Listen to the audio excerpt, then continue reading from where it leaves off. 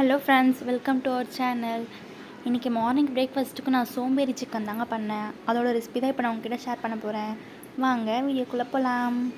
First சிக்கனை வந்து நல்லா வாஷ் பண்ணி எடுத்துக்கலாங்க. வாஷ் பண்ண சிக்கனை ஒரு பாத்திரத்தில் போட்டுட்டு அதில் ஒரு பச்சை மிளகா, கருவேப்பிலை, கொத்தமல்லி, வெங்காயம் வந்து நீள்வாக்கில் கட் பண்ணி வச்சுருக்கேன், அதையும் போட்டுக்கலாம்.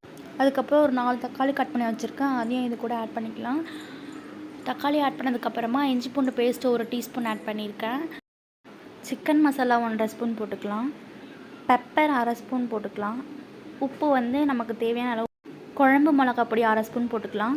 இப்போது நம்ம இது எல்லாத்தையும் நல்லா மிக்ஸ் பண்ணிக்கலாம். நல்லா ஜூஸியாக ஆகிற வரைக்கும் நல்லா போட்டு மிக்ஸ் பண்ணணும். சிக்கன் கூட வந்து இந்த மசாலா எல்லாமே நல்லா வந்து ஊறணும்.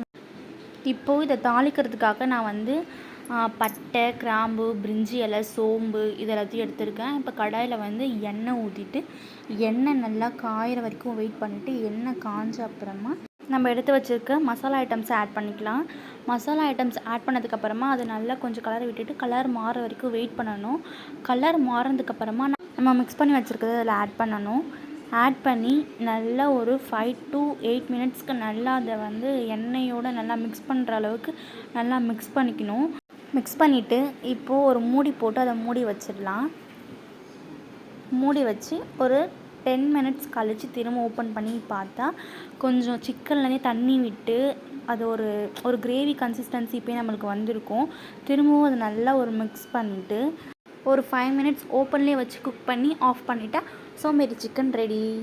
இது வந்து நம்ம பரோட்டா, சப்பாத்தி, தோசை எது கூடனாலும் வச்சு சாப்பிட்லாம்.